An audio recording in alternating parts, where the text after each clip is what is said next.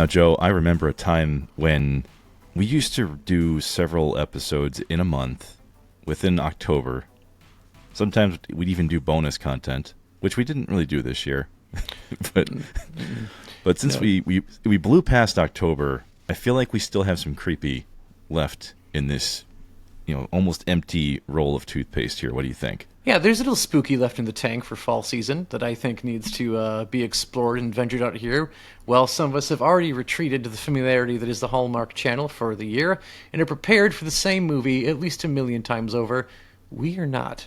And we're going to backtrack and back this truck up right back to Halloween with some of the, I would say, I don't want to say time-honored tradition, but probably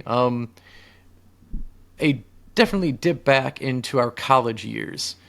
That is, looking at fun, creepy stories on the internet that are a weird, interesting, genre of digital horror in and of themselves. That is creepypasta.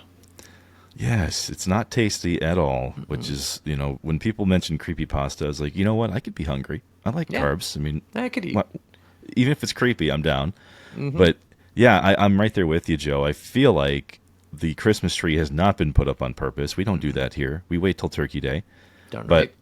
yeah, creepypasta has an interesting place in my heart because we did talk a little bit about Slender Man in our mini-series last year. And so there's definitely something about creepypasta that just happens to work. But with the content that we've been selecting, we've been going through a little bit of a snake here. We were picking out movies at times, TV, video games, and so we're right back to the video game creepypasta. So what we're going to do today is a little bit different than what we would normally do. So for those of you who like to listen to audiobooks, today is going to be very much in that space. And we're going to take some of these creepypasta stories about some of the favorite video games that folks have had over the last 15, 20 years. And Joe, sometimes I feel like creepypasta goes beyond and people believe it's actually real. Which I think that probably should be stated, as that's one of the things that we want to make sure we understand. Creepypastas are very much, in fact, made up. They're basically scary stories for the internet, is what they were meant to be. And because of that whole idea of if it's on the internet, it could be true, or because to some people, if it's on the internet, it has to be true, because out there's a publisher who only lets the real things on the internet in the minds of many. And for those of you who are in that, this is something that snuck past the publisher, and it was meant to creep you out, and is very much not real, because there is zero evidence of these things happening outside of just these documented posts on the internet. Whereas with some of them, I think any rational person would quickly understand that, hey, much like, unlike some things, maybe there should be evidence to these things that should be widely publicized due to what they're claiming. This is not like the Porygon episode of Pokemon, which did give children seizures in Japan, and therefore they stopped airing it in Japan, and it wasn't aired outside of Japan. But it's documented. That actually happened. The creepypastas of tonight, there is no documentation other than the blogs and the people reading the blogs and reposting the blogs. There is no truth behind any of these. No, there's not, but we definitely hope that you enjoy these because they are kind of creepy. And where we're going to start off our journey tonight is with a 2009 ditty by the name of Minecraft. And for those of you who have played the game, I mean, I've had a chance to play a little bit of it here and there. My son loves it. It's admittedly not a game that I think has ever caused me nightmares. Maybe a little bit of stress. But back when we were in college, Joe, as you mentioned, in the early 2000s, there was a story that came out of Minecraft with a character that name was Herobrine, who apparently looked like the main character Steve, but he had these very different eyes. And what kind of kicked the door off of this safe Minecraft space back then was this specific story, which I will begin reading now for your listening pleasure. So the story begins. I had recently spawned a new world in single-player Minecraft. Everything was normal at first, as I began chopping down trees and crafting a workbench. I noticed something move amongst the dense fog. I have a very slow computer, so I have to play with tiny render distance. I thought it was a cow, so I pursued it, hoping to grab some hides for armor. It wasn't a cow, though. Looking back at me was another character with the default skin, but his eyes were empty. I saw no name pop up, and I double-checked to make sure I wasn't in multiplayer mode. He didn't stay long. He looked at me and quickly ran into the fog. I pursued out of curiosity, but he was gone. I continued on with the game, not sure what to think. As I expanded, the world I saw things that seemed out of place for the random map generator to make. 2x2 tunnels in the rocks, small perfect pyramids made out of sand in the ocean, and groves of trees with all their leaves cut off. I would constantly think I saw the other player in the deep fog, but I never got a better look at him. I tried increasing my render distance to far wherever I thought I saw him, but to no avail. I saved the map and went on the forums to see if anyone else had found the pseudo-player. There were none. I created my own topic telling of the man and asking if anyone had a similar experience. The post was deleted within 5 minutes. I tried again, and the topic was deleted even faster. I received a PM from username Herobrine containing one word: stop. When I went to look at Herobrine's profile, the page 404'd. So Joe, this is where this story gets a little weird, because the original poster of this story mentions here that he actually gets emails from other users who stated that they actually saw the same individual. And because of the secrecy of the forums, they weren't able to communicate otherwise. So after sending emails back and forth, they actually found out this Herobrine name that they mentioned was actually attached to a Swedish gamer. And after digging further, this is apparently linked to the original creator of Minecraft by the name of Notch. So they basically traced the dots back, went to the game's creator, and asked him if he had a brother. And of course, he mentions that he did have a brother, but that this person was no longer alive. So that's what made this story so compelling to people, because they're like, oh my god, someone's alive from beyond the grave playing Minecraft. Because everyone's playing Minecraft. Why not from beyond? I mean, why not, right? But what was creepy was this Herobrine character had no pupils, or as I mentioned, he had the white eyes, right? So it was just incredibly creepy to see that imagery. But the post itself, the original one, says that I haven't seen the mystery man since our first encounter, and I haven't noticed any changes to the world other than my own. I was able to press screen when I first saw him, and here's the only evidence I have of his existence. So he actually did share the clip of what he saw that day, and that's what really set the internet ablaze at that moment in time. So, for me, it was one of the earliest creepypastas that I actually remember hearing about. And, I mean, seeing just the Herobrine imagery really doesn't creep out most people if you just see it and you're not really aware of Minecraft. But the idea of something just stalking you in the Minecraft world, yeah, it is pretty creepy, because it's got those N64 graphics, so it's like, I don't know, this one just always felt unsettling to me. And this is one where, like, I, as someone who hasn't played a lot of Minecraft, when looking at it, the fog looks unnerving, because anything foggy does look kind of creepy.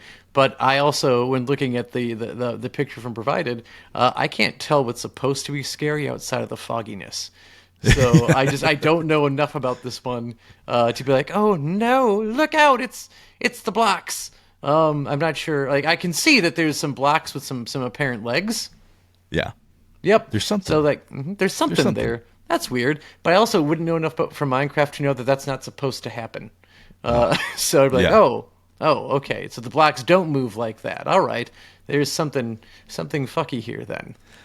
Nowadays, it may not seem as creepy, but back then, Joe, it was like the Wild West in the early 2010s. It really was. Yeah. We wanted to know what that screenshot was all about. But, Joe, our next trip takes us to a video game that actually holds a special place in your heart. And what do you have to share with us, Joe, about a very specific syndrome? So this goes all the way back to Pocket Monsters Red and Green, believe it or not, because this is a creepypasta that exists in the original versions of Pokemon Red and Blue. But in Japan, there was blue, but there were three versions of the game. There were red, blue, and green. So this is something that took place during the original Japanese run with the cartridges. And this is one where this one does hit home, because this is where I definitely had friends who read the creepypasta not knowing it was creepypasta and were under the impression that this one was in fact true. And there was evidence of truth behind it, and there was perhaps some hushing being done by Japan because they didn't want this coming out. And like I also said, unlike the Porygon episode, where there is well documented evidence of what the claim, this is a claim where there should be plenty of evidence behind it, and yet of none there exists. However, that doesn't make the pasta itself any less creepy. This is referred to as the Lavender Town Syndrome, or sometimes just the Lavender Town tone. If you have played Pokemon Red and Blue and Yellow here in the United States, you'll know that Lavender Town is a naturally creepy little area, where its most noticeable building is basically a giant mausoleum filled with the bodies of cremated remains of Pokemon that were loved by their trainers once in life. And it is most also well known for a ghost that is not even one of the ghost Pokemon, that it just turns out to be the ghost of a Pokemon that cannot be caught, of this poor Marowak. And its little Cubone, just always very sad that its parent had been killed. But it is naturally just a creepy part of the story. And what's also aiding to that creepiness is the very music playing while in Lavender Town.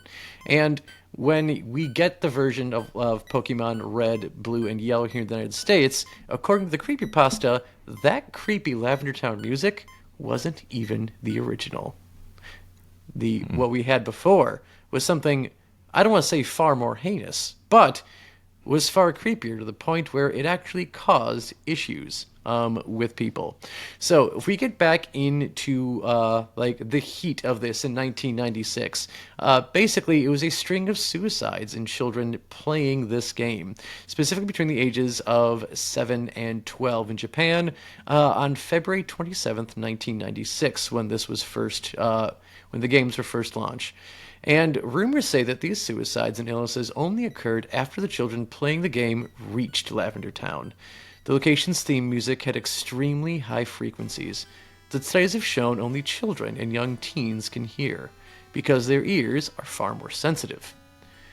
Due to this effect, at least 200 children supposedly committed suicide, and many more developed conditions and afflictions.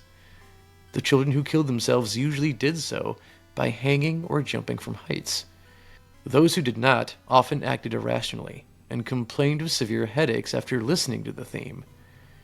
This mass hysteria was caused by the first released version of the game. After the incidents, the programmers fixed the location's music to be at a lower frequency. Lavender Town now sounds differently depending on which Pokemon you're playing, but since that change, children are no longer affected by the song. One video appeared in 2010 using special software to analyze the audio waves of Lavender Town's music. When played, the software created images of unknown near the end of the audio. This, of course, for any Pokemon expert, creates controversy, since the unknown don't appear in the series until the second generation of Silver, Gold, and Crystal. However, the unknown, for those who do know what they are, often are in the shape of the letters of the alphabet, and the arrangement of the unknown in this appear to translate to "leave now." So a very uplifting story from what we can tell. Joe, I have to say this story persisted so much, because I remember hearing about this, not even being a fan of Pokemon. You know, my late in life Pokemon discovery. So it wasn't as big of a thing when I was a little kid, but I remember hearing about this so much, to the fact that when they started to change the music in the Pokemon Go game for Halloween, even I was like going, I don't want to listen to this music, because It's like a survival thing at this point for Yeah. me. It's like survival instincts kicked in. I mean, this has got to be one of the most well known, I mean, creepypastas out Oh, there. hands down. I think part of it just lends itself to the source material, and that Pokemon just was this instant hit and this instant craze. And you do get differences between the Japanese versions of the games and the American versions of the games. So initially, in its concept, it isn't too far fetched. The idea that they had to change even the music of the game because of what it did to its Japanese audience. So it's kind of like the horror version of the American mode that Japanese games have to make it easier. But Man. yeah, apparently there's an American mode that just makes it so that you don't lose your sanity and want to jump out of a building. I mean, if the story actually came out in '96, I think people would believe it even more than they already do. Oh, I mean, I know this is, probably. this is like an early 2010s story that came out, but I still, it's just the right level of creepy. And man, sorry, I'm getting creeped out by it now. It makes no sense. Like you said, like the idea of like when it came out, where it was so hard to really verify anything on the internet at the time. There was no Snopes, there was no anything to be like, no, we've come through it, we've done the research for you, and here's what we found. It is absolutely fake, or no, this one's actually true. There was none of that. So when it was on the internet, it was brand new, and we had no idea. Just like how we all assumed that Marilyn Manson had taken out a few ribs so he could have some more fun. That might as I well mean, just be true. It Might as well be true at this point. Yeah. I mean, I heard about it, therefore, true. Yeah, the truth doesn't matter anymore. That Yeah. for at least for that one. But Joe, as you mentioned, this next story is one that was difficult because we couldn't verify really anything about it. And it also falls within that 2010 era, man. Like the creepypasta it just had a root in this era, dude. I remember, and you and I have covered some of this too, that this Bethesda era of Fallout ended up having a lot of creepypasta content, and this one just happened to attach to NewVegas. And what it specifically gets into is a location in the game that's called Lone Wolf Radio. And for those of you who have played the game, Lone Wolf Radio is an actual place in the game. It's a shack that's kind of out in the middle of nowhere. And to most people, it just looks like an abandoned, equipment shed or an equipment trailer, right? So when this story came out, I remember it was like kind of in that pre-release area, in new game era. So a lot of us didn't really even know what to expect with it. But here's what we can gather from the original post, and it's a little screwed up, Joe. So buckle up. But the Lone Wolf Radio Shack in Fallout New Vegas appears abandoned, but this was not always the case. Originally, it was planned to be the home of the Lone Wolf, a character far more sadistic and depraved than any featured before in the Fallout franchise. He was planned to host the Lone Wolf radio station, which would feature insane ramblings and rants at unpredictable intervals throughout the day until 11 p.m., when the station would go quiet. The Lone Wolf would then return at 3 a.m. with a child. A different child was featured every night because the Lone Wolf would announce on air, "Everyone is gone.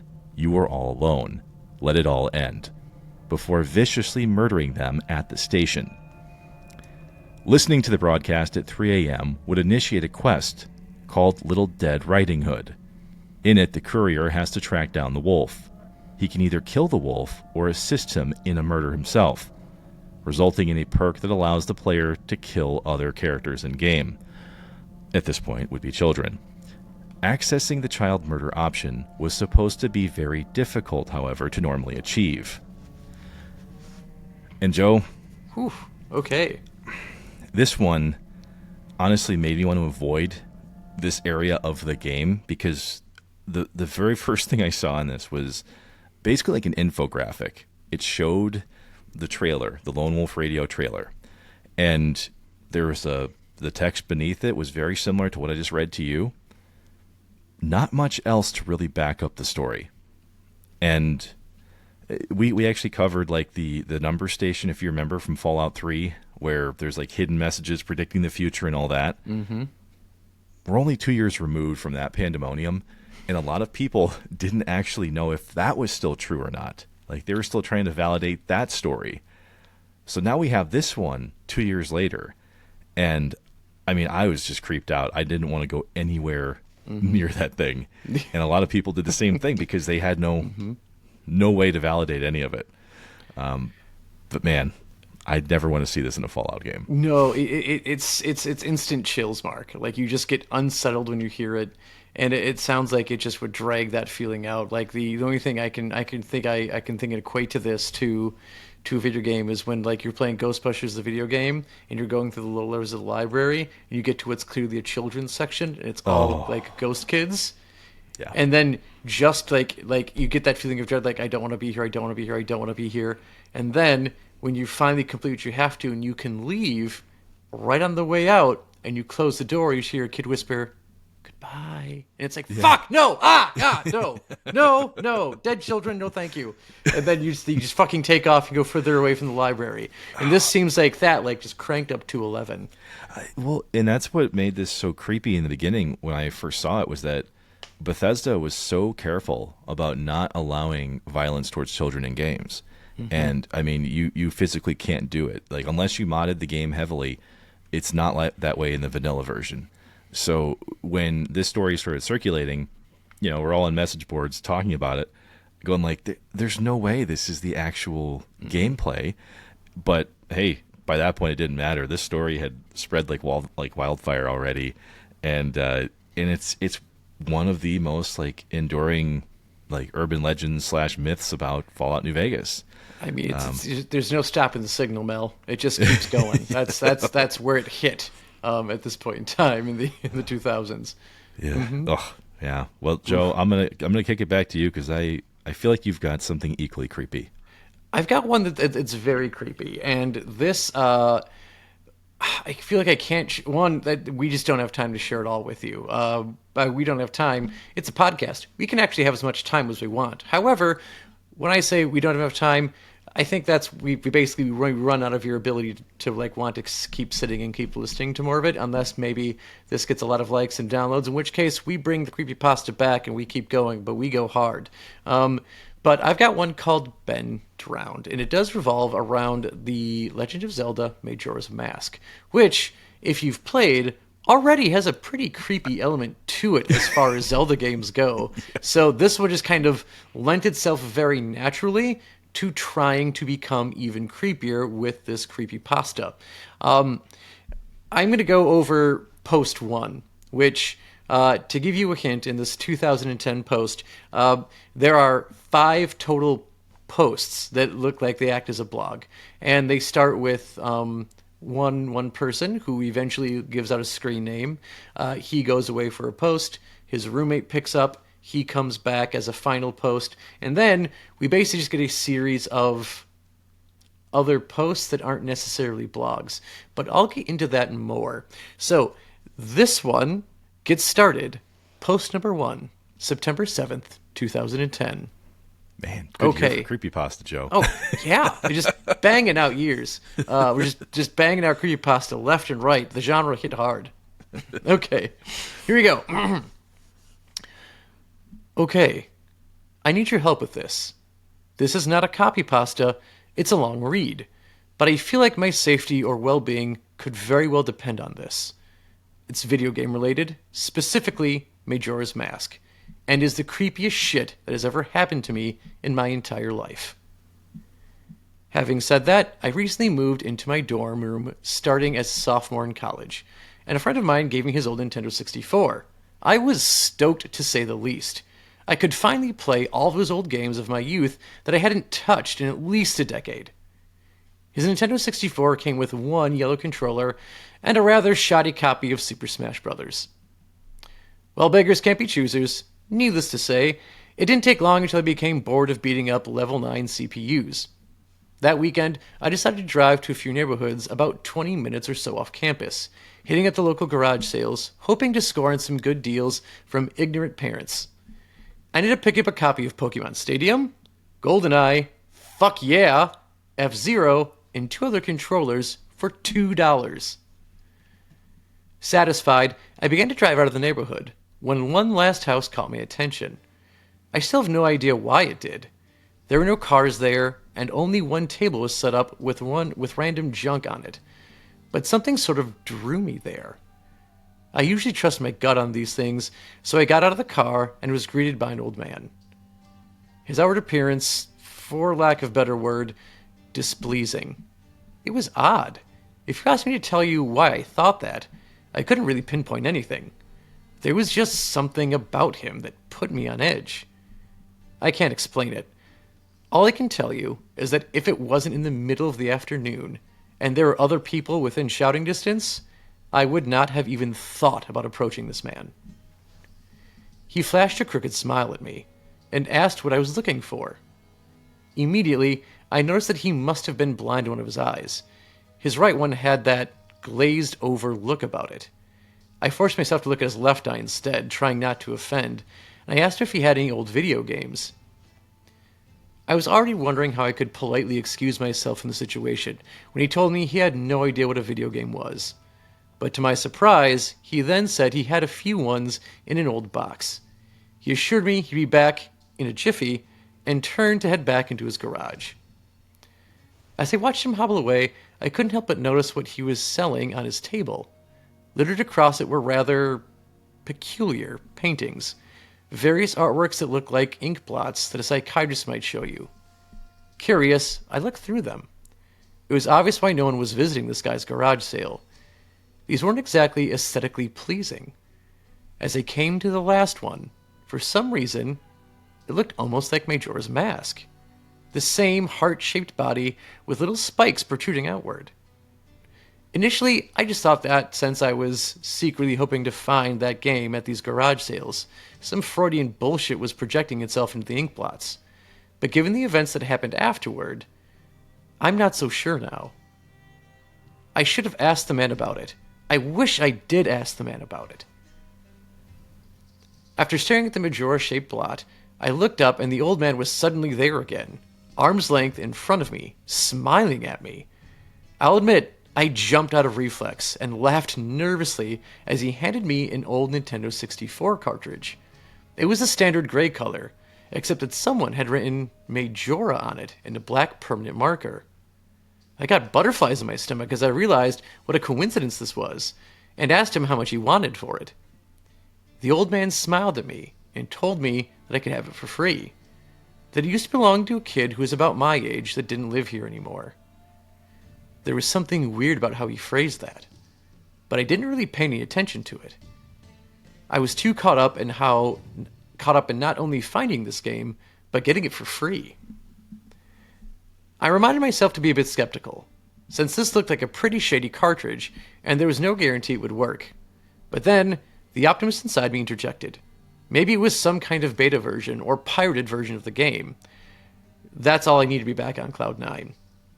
I thanked the man and he smiled at me and wished me well, saying, "Goodbye then." At least that's what it sounded like to me. All the way in the car ride home, I had a nagging doubt that he had said something else.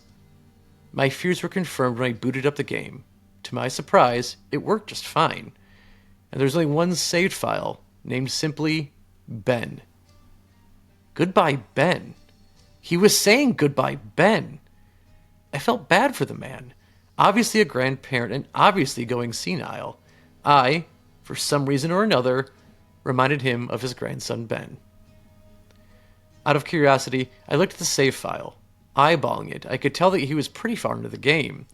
He had almost all of the masks, and about 3/4 of the boss's remains. I noticed he had used an owl statue to save his game. He was on day 3, and by the Stone Tower Temple, with hardly an hour left before the moon would crash. I remember thinking that it was a shame that he had come so close to beating the game, but had never finished it. And that's most of the first post of this. And Wow. so far, you kind of just get this creepy old man vibe from it, without too much more. I was going to say, like, it's unnecessarily bizarre and, it has almost like a demonic feel to it. And what's odd about it, Joe, is that it mirrors a very similar story that came out right around the same time too, which is called Sonic.Exe. Did you ever come across that story? I do not recall that one, no. It's a very similar delivery, but involving the Genesis Sonic 1 game. And it was this, like, basic CD that, had Sonic.Exe written on it. And, it was basically transferred from one friend to another saying, destroy this, don't play it. And of course the friend has to play it, Joe. Oh, of course, you have to. Yeah. This is how horror movies are made. Oh, we just keep doing things we shouldn't. I was going to say, you're either going to play that game or you're going to get naked and take a shower. Either way, somebody is going to die. Yeah. But it's very similar to this, Joe. Like, just the nature of this. And so, but we don't know exactly what happened to Ben at this point, though, correct? Like, we don't, as this is very early in the story, because like I said, this is post 1 out of 5, and this isn't even the full first post, because as this post goes on, you basically see that the game is starting to glitch more, and that they go from referring to the character in the game as Link, which is what he named his save file as most of us typically do when we play Legend of Zelda game, unless you're playing, Echoes of Wisdom, in which case you're playing as Zelda. Don't call her Link. Don't be ridiculous. Don't be that guy. But throughout the game, it starts calling him Ben instead of calling him Link. And he gets a little weirded out by it, gets uneasy, and then when he boots the game up again, he just deletes the Ben save file. And the problem seems to go away. They stop calling him Link. And then he tries to do a known glitch of the game, where you can basically just extend a fourth day. Where if you, right as the clock's about to run out in day 3, if you go to the observatory and look at the moon through the telescope, it starts a cutscene that is normally a part of the game. But when you do this, if you time it just right, the timer goes away. And now you just have another day to just kind of fuck around and do what you want to and finish things off and keep playing the game without the moon trying to fall on you. And after he does that, things get really weird. And suddenly, he's in a part of the game that doesn't exist normally. And he's being basically hounded by the Skull Child and being attacked by him, who normally doesn't have the attacks that's happening. It gets to this point where it's so bad, his character of Link is unceremoniously lit on fire and killed. And when he tries to boot the game up again and start over, basically from a different save file, his save file goes away and it's replaced with one that's called Your Turn. He goes in, his Link character is still dead, being hovered over by the Skull Child, and as he shuts it off and keeps trying to try this again, eventually the Ben save file reappears. And after that, we start getting to post 2, 3, 4, and 5 of more or less this idea of Ben just becomes self-aware, and it goes from being like the save file to an actual personality or an entity that just kind of makes itself more apparent, that it knows that the person writing the creepypasta is playing the game and interacting with him. And the person tries to secretly interact with some objects to give away what's happening, that this is all very weird, to those of us who are reading the blog post and watching the videos that he's doing. And eventually, Ben leaks out of the game, Mark. Oh, of course and now he's occupying the poster's YouTube channel that was dead for years, making posts and doing things. He's entered a chat bot where he's taken over the chat bot and he's communicating with the user. And it just goes full haunted house really quick through this creepypasta. And this is one where, again, if you just love a good horror story, read it from start to finish. It just is. It's authored very well. Where, again, this idea that this creepypasta is its own genre of entertainment. BenDrowned is one of, I think, the finest of the genre. Wow. I mean, at this point, it has to be, because who would spend that much time writing an actual novel behind this? I mean, because I've seen bits and pieces of it throughout the years, but mainly like the imagery and a couple blurbs or something. And but to that point, Joe, I mean, I'm familiar more with the Sonic.Exe version. That's in this same kind of vein. The only difference is, instead of getting lit on fire, there's like this a Sonic version that's like bleeding from his eyes. Ooh. And like just has like red tiny pupils in them, and and you can only play as like Tails, Knuckles, or Robotnik in this game, and then Sonic will try to kill you as you play it. Oh. And then people had to go out there and, of course, make a version of it that was playable, so the nightmare could be real. So, Joe, I'm feeling like this may not be one that needs to be created into its own game, because I'm creeped out, and I know it's fake, and it still creeps me out. Especially when you start reading through the blog posts and you start interacting with Ben, who has basically taken over. If you've ever played Majora's Mask and you can play, you can play a song in the ocarina called "The Elegy of Emptiness," and it basically creates this really weird clone of Link that is meant to be lifeless and just kind of like hop around and follow Link, and you use him to basically complete certain puzzles. And this is one of those things where you look at it and you just go, "What the fuck, Japan? What were you fucking thinking when you made this?" Because he is just naturally very disturbing looking as this version of Link. And again, it's not even like you would think like Elegy of Emptiness, maybe it's just faceless, that would be great. No, he is beyond belief creepy with how he looks in this game. And then they take that, which I feel like is probably the origin of this whole creepypasta, is someone saw that and like, that's creepy, that could be a ghost. And then just kind of spiraled into the what if, this whole thing. It just worked perfectly. It was an element of the game that could be hyper fixated upon and turn into its own story. It became, a life of its own, which really, when you look at it that way, it really fits the BenDrowned story, because it's the whole idea of what a creepypasta is.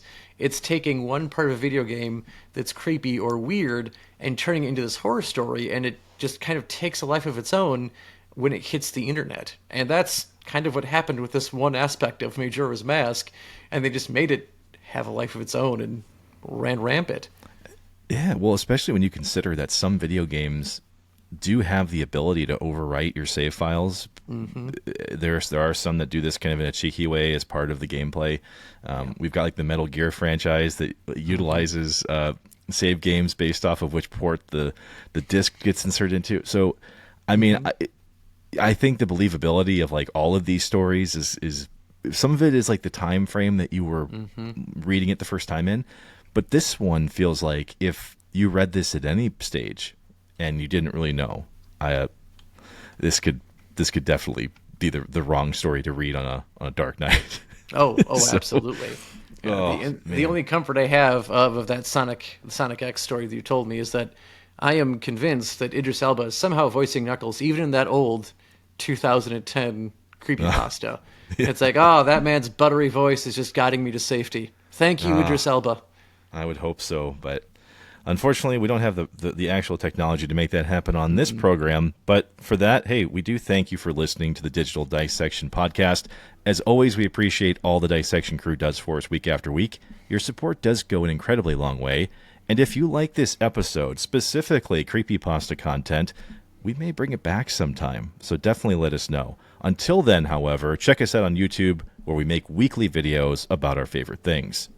We also love hearing from you, so feel free to message us at digitaldissectionpodcast@gmail.com or in our communities across social media.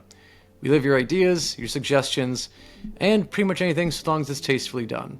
So, please keep the creepypastas PG-13. And until next time, pop culture nerds, keep on dissecting.